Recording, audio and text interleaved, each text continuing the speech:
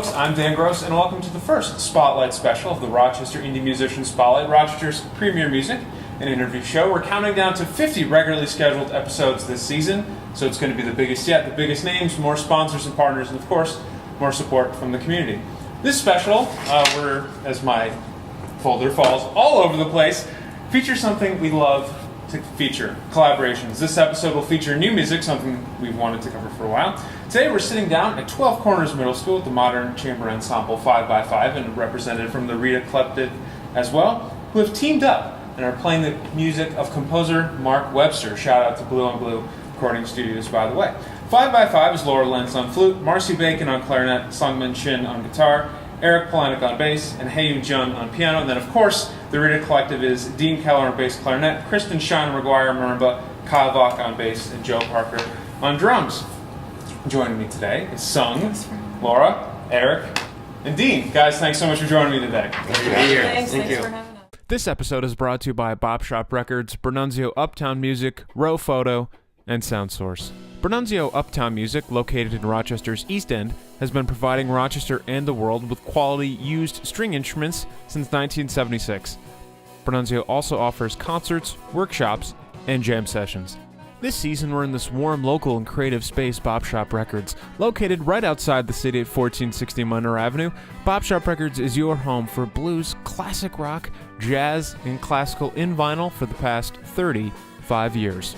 Rowe Photo is your Rochester home for photo, home theater installation, audio, and accessory needs. For 3 generations since 1898, Rowe Photo is there for you with second-to-none customer service. Stop by Rowe Photo's 2 convenient locations today. Trusted by musicians, recording engineers, and consumers, Sound Source is the place to go for instruments, gear, consignment needs, repairs, and to have all your questions answered by knowledgeable and friendly staff. Visit them at 161 Norris Drive for all things audio today. Additional support for the Rochester Indie Musician Spotlight comes from 3 Heads Brewing and Joe Bean Coffee Roasters.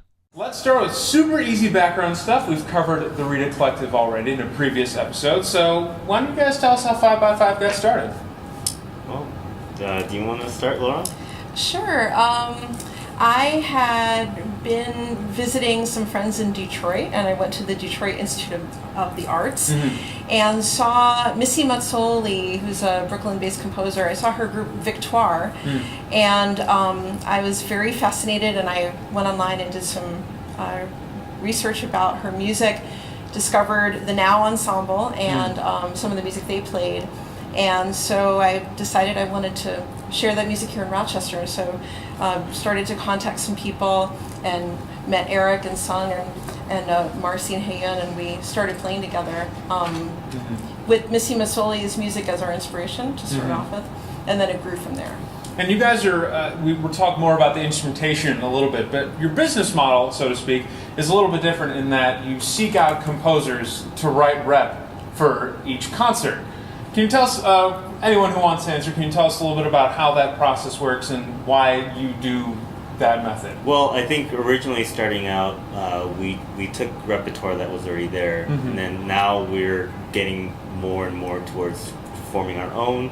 So we're reaching out and working with composers. We actually recently had a call for scores. Yeah. And we had lots of submissions, actually. Excellent. And we're also trying to do some in-house things. Eric's done some arrangements for us. And yeah. That was a great segue. My next question is more towards you. You and I have known each other on and off a little bit through the great bass community in Rochester. We've sort of talked about your experimentation moving from a classical bassist into jazz.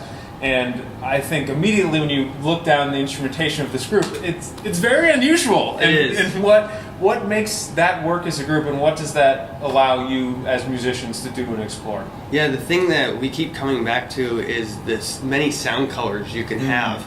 And since we've been doing this the last couple years, and we've started to seek out more and more composers to start projects with, that's the first thing they always say is like, wow, your instrumentation, I have so many ideas on sound colors we can get. and that is the absolute most fun of it. Yeah. We can sit there and decide, like, okay, what tone color do we want for this section? What kind of color do we want for this? And as I've done some arrangements, because it is an odd instrumentation, so there's not a lot of music out there for us to play, so we have to create some of it. And doing some of the arrangements is just a blast, because I mean, you have an electric guitar who has an infinite amount of sounds, really, and you have all these other woodwind players and piano players that are willing to explore extended techniques and not just make it sound like it's extended, but make it sound like it's part of the wheelhouse, that it's part of the soundscape that we have.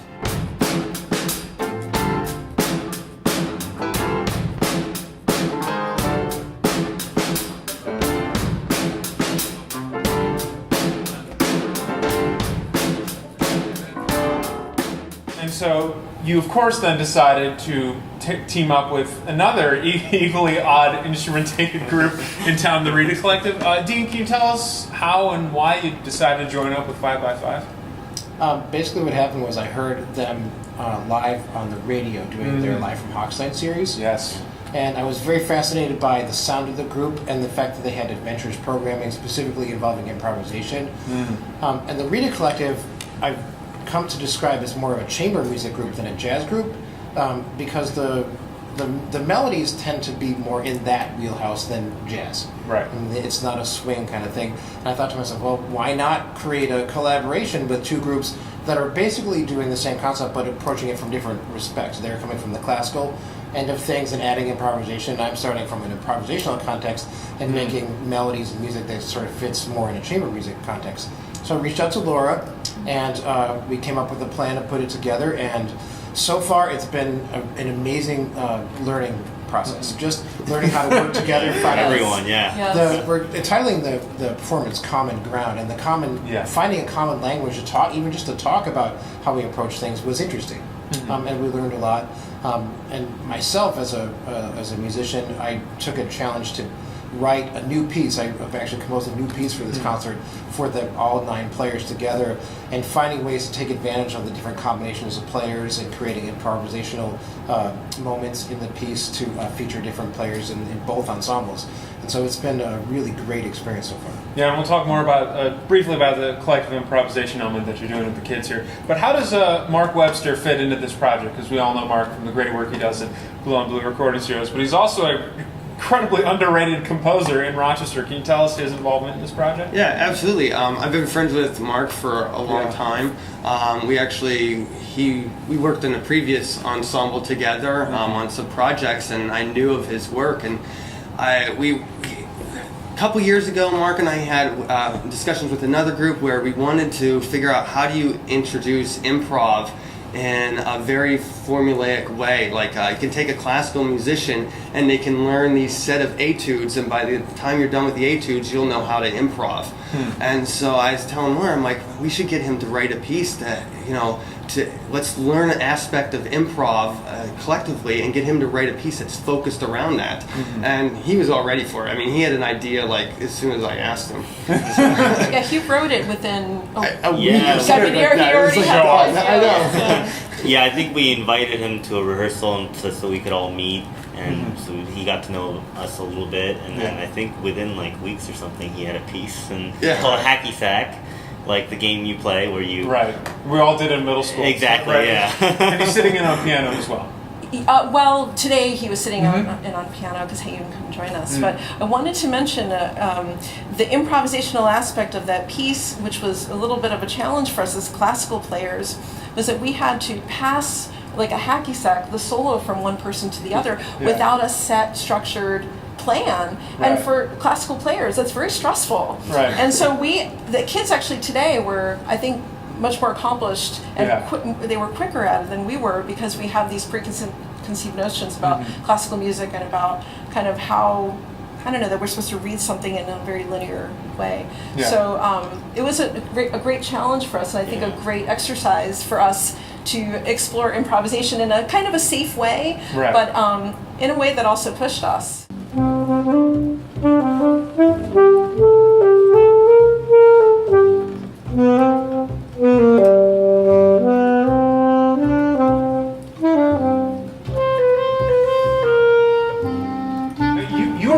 my segues for me. This is brilliant. We're not just in 12 Corners Middle School because this is a great auditorium and we enjoy being here, but 5x5 is actually registered as a 501c3, and I know almost everyone in the Rita Collective is an educator and is really passionate about it. And something you're doing is you're really, and I think this is cool about this project specifically, it's what you're working on, you're also passing along to the kids as well. And we sat in for one of the rehearsals, and that's what you saw at the beginning, and you'll see a little bit at the end too. So can you tell us what it's been like working with these kids and putting together the rep, and what are some things beyond just, oh, hey, here's how to improvise that you're trying to pass along?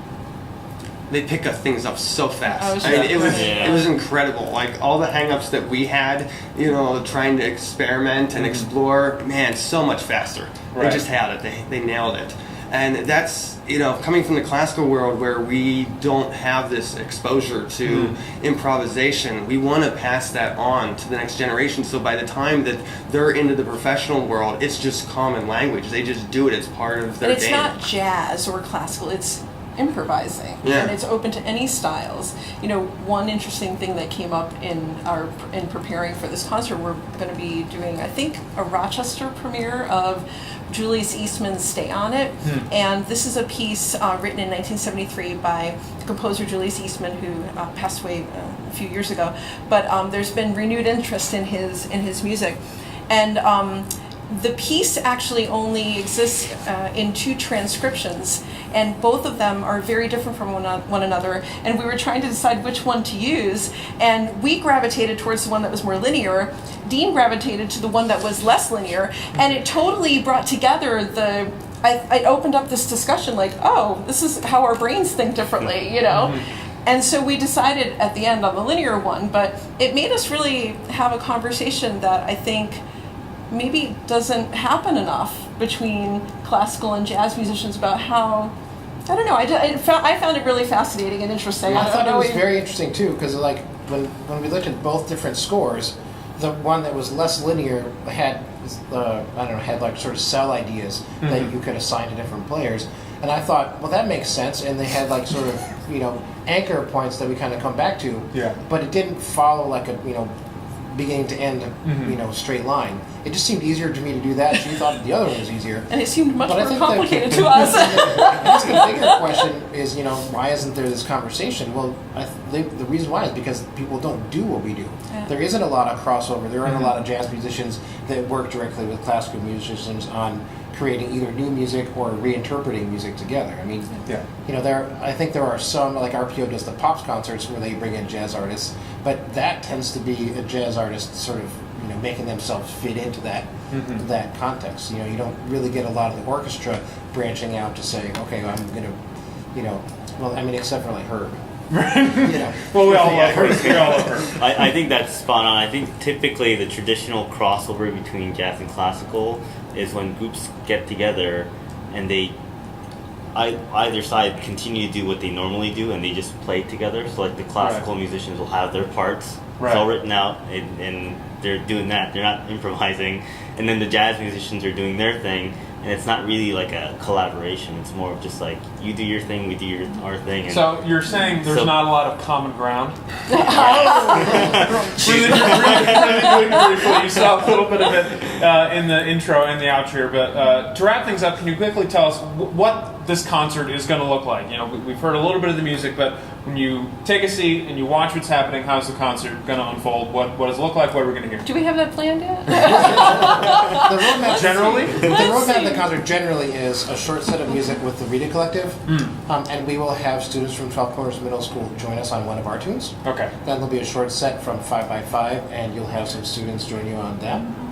And then if everything goes well, there will actually be a student-only piece. Excellent. Which will be great. And then we're going to have a combined set with both groups on the stage at the same time doing the Julius Eastman piece, my original piece, one of Eric's arrangements, and Hacky Sack.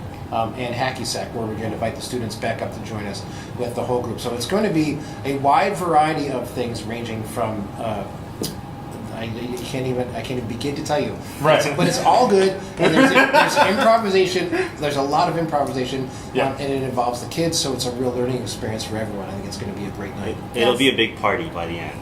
It always is at 12 Corners Middle School. Thank you so much for your time. I'm Dan Gross, and as a reminder, 5x5 and the Rita Collective are playing their own compositions along with a lot of improvisational stuff, arrangements, and contributions from Marc Webster with the help of the students at the 12 Corners Middle School at Clover Street Concert Hall, I believe, on Sunday, February 11th at 3 p.m. Thank you so much for watching this episode of the Rochester Indie Musician Spotlight, and we'll see you out there.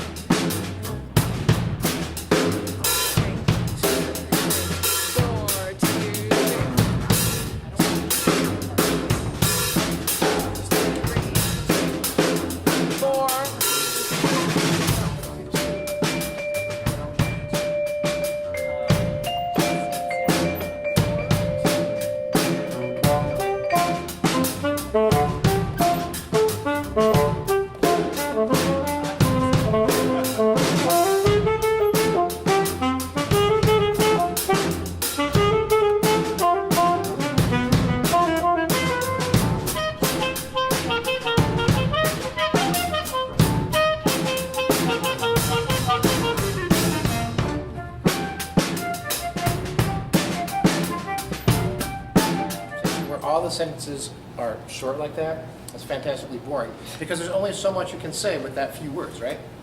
We're going to, number one, expand the length of our conversation. And number two, I'm going to open up the whole scale. So you already started doing it. You couldn't wait. You just had to throw that fifth in. So this time what we're going to do is our conversation is going to go right around, and we're going to take 2 bars each of a solo. So our bars are really kind of slow, right? 3, 4. And you can use anything in the scale, including both a major or a minor seventh, because both of them are fair game in this, okay? So we'll start with our vibraphone tires, okay? So let's have our groove.